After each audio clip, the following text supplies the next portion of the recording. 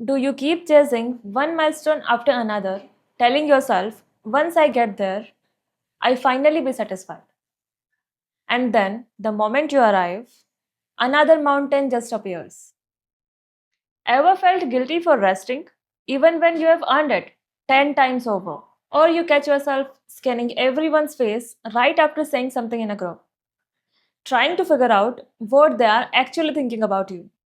I have lived inside all three of those.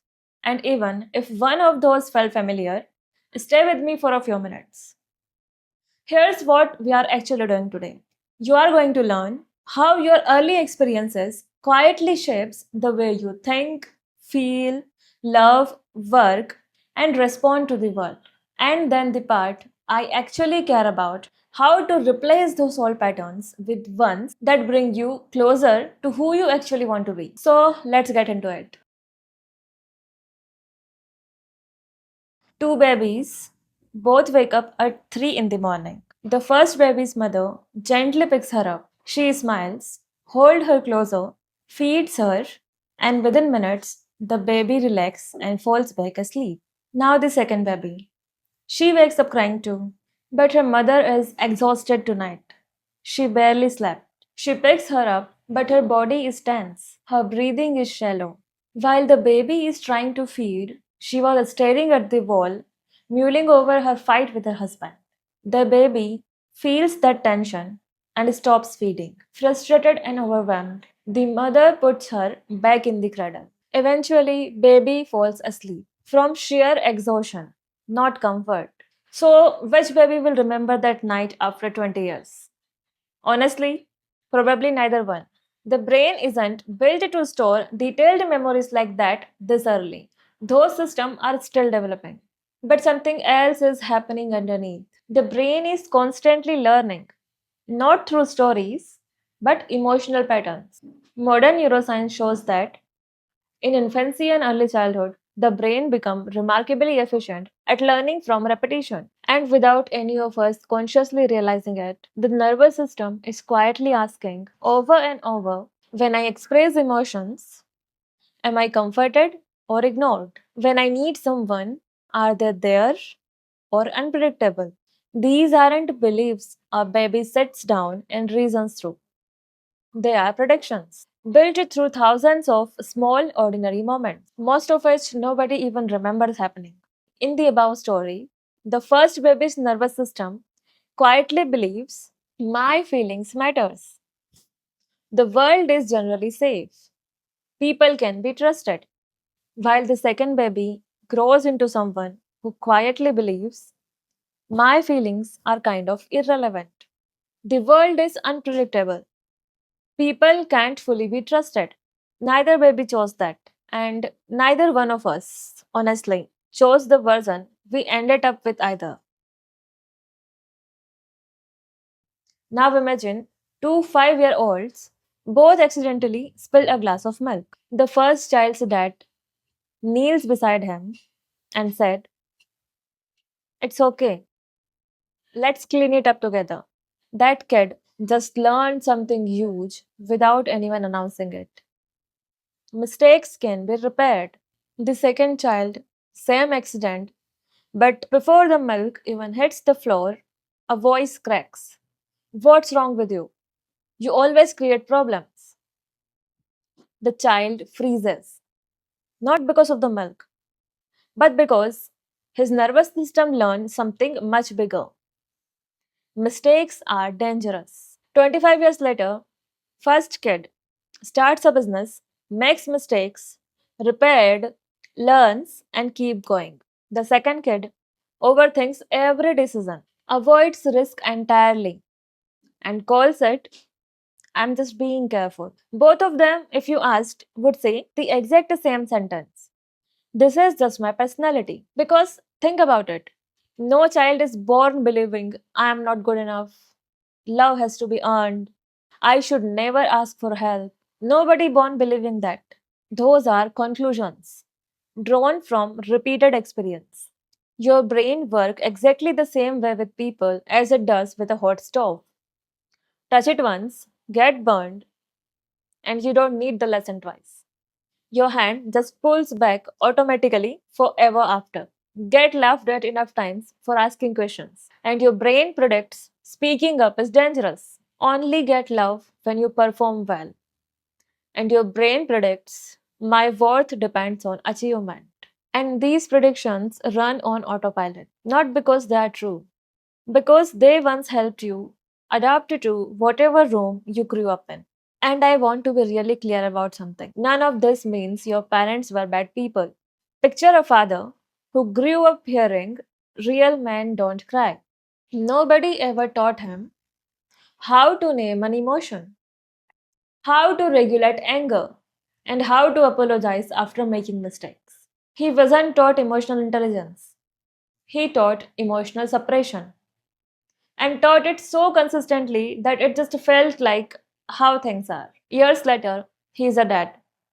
His son falls, start crying. Without thinking, he says, "Don't cry, be strong." He is not a bad father in that moment. He is speaking the only emotional language anyone ever handed him. You genuinely can give someone a vocabulary they were never taught. And that's how conditioning actually travels. Hardly ever through cruelty, almost always through ordinary repeated habits. Nobody in the house ever thought to question how conflicts got handled, how love got shown, how mistakes got treated. One more thing before we move on. Not every hard pattern in your life traces back to your childhood. Genes, friendships, culture, education, major life events, and everything you have learned since. All of it shapes you too. Sometimes the prediction started at 5, sometimes it started last year. So the question isn't really where exactly did this come from?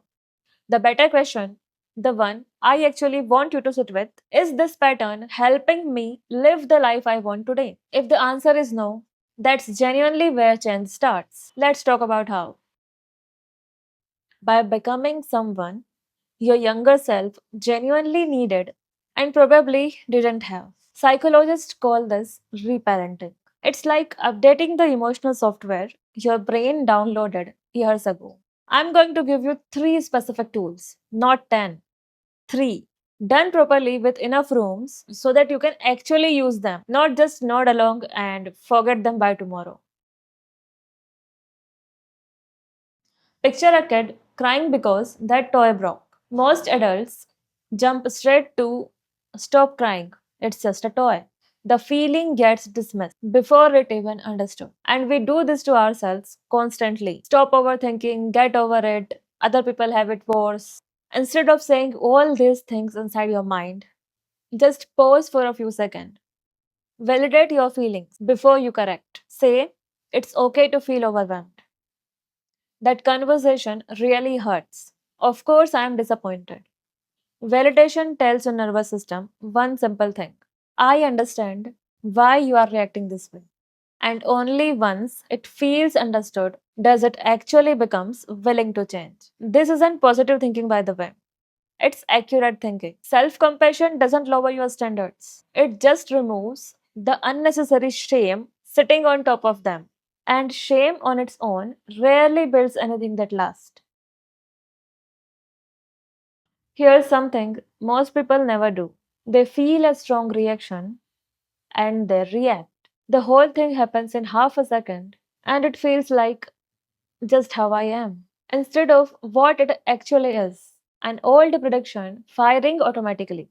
So, next time something hits you hard, stop for 90 seconds. Write down exactly three things: the situation, the emotion, and your prediction. The situation: what actually happened? In one plain sentence. No interpretation yet, just facts. The emotion: name it precisely.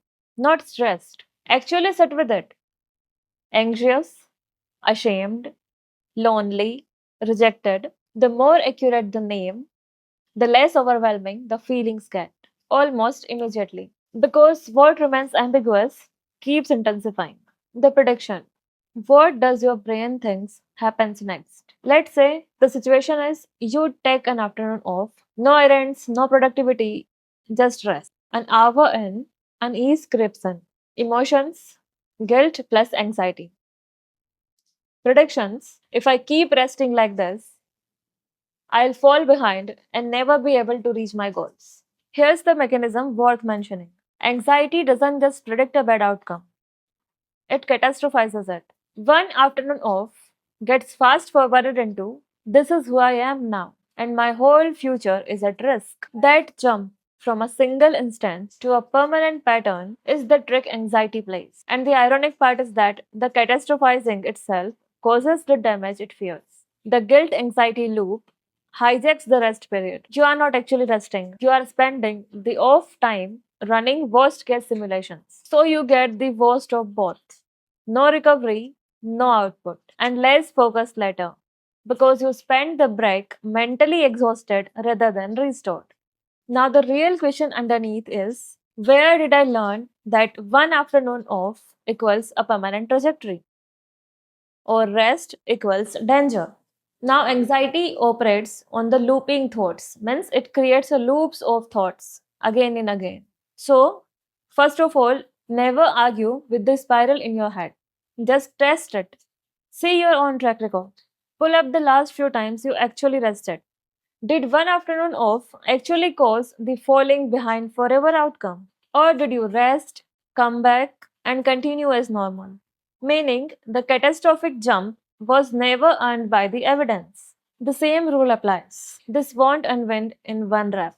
The brain built rest now equals disaster later through repetitions. So it corrects through repetition too. One counted instance where nothing catastrophic happened until that evidence outweighs the imagined one. This one, honestly, might be the most important thing in this whole video. Growing up, a lot of us heard some version of, look what you have done.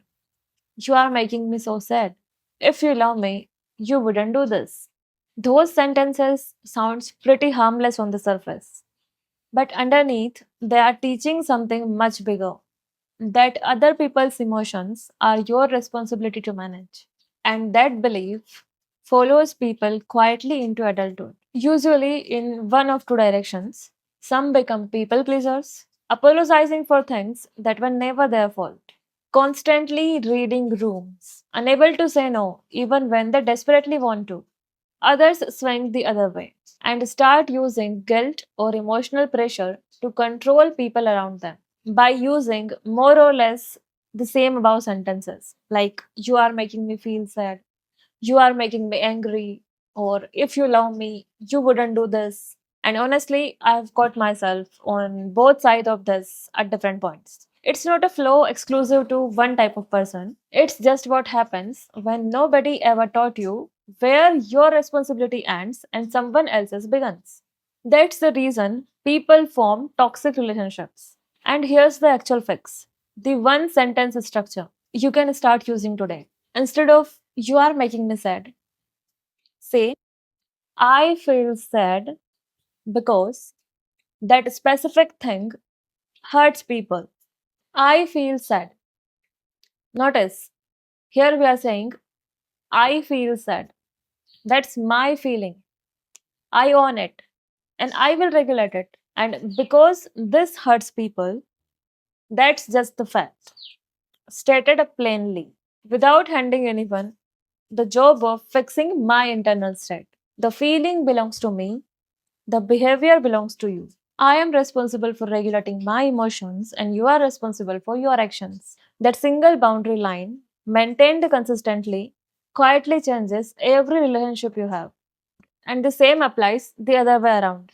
You aren't responsible for managing other people's emotions. You have no need to carry a guilt for establishing a boundary. Your boundary are for your protection and your own internal well-being. Because you have to regulate your own feelings so you can happily create a boundary for yourself.